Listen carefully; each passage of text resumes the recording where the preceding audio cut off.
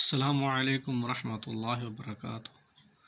احمدہ ونصلی ونسلم علی رسولہ النبی الکریم، اما بعد، اعوذ باللہ من الشیطان الرجیم، بسم اللہ الرحمن الرحیم۔ تبت یدا ابی لہب وتب، ٹوٹ گئے دونوں ہاتھ ابو لہب کے، وتب، اور وہ خود بھی ہلاک ہو گیا۔ لفظ یدا یہ تثنیہ کا صیغہ ہے، اس کی واحد یدن آتی ہے، تو یدا کا معنی دو ہاتھ۔ ما اغنی عنہ مالہ وما کسب، نہ فائدہ دیا اس کو اس کے مال نے،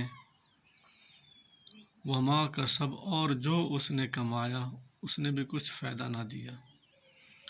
سیصلی نارا ذات لہب، وہ جلد یصلی داخل ہوگا، نارن آگ میں، ذات لہب شعلے مارنے والی، بھڑکنے والی آگ، یعنی جہنم کی آگ میں وہ داخل ہوگا۔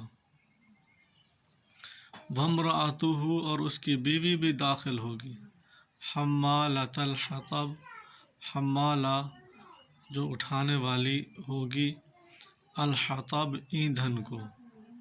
تفسیر میں آیا ہے کہ ابو لہب پر وہ جو ہے ایندھن اکٹھا کر کے ڈالے گی، جس سے ابو لہب پر جو آگ ہوگی وہ زیادہ بھڑکے گی۔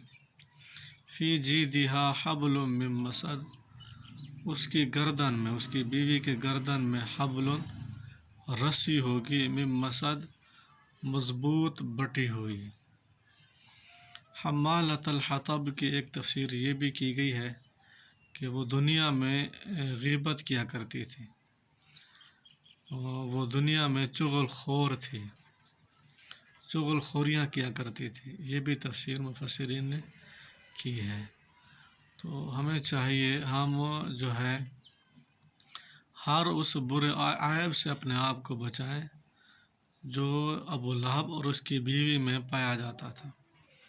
نمبر 1، نبی کریم صلی اللہ علیہ وسلم کی بے ادبی سے ہم اپنے آپ کو بچائیں۔ ابو لہب نے نبی کریم صلی اللہ علیہ وسلم کی بے ادبی کی تھی، احترام نہیں کیا تھا۔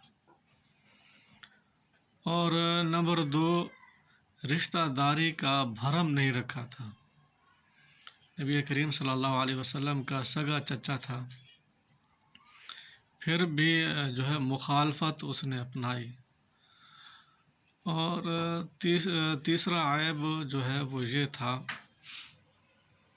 کہ اپنے گھر میں جو ہے اس کی اصلاح نہیں کی، اس کی بیوی جو ہے وہ بھی نبی کریم صلی اللہ علیہ وسلم کی اور اسلام کی دشمن تھی۔ گھر کی اصلاح بھی شریعت کے مطابق کرنی چاہیے۔ وما علینا الا البلاغ المبین۔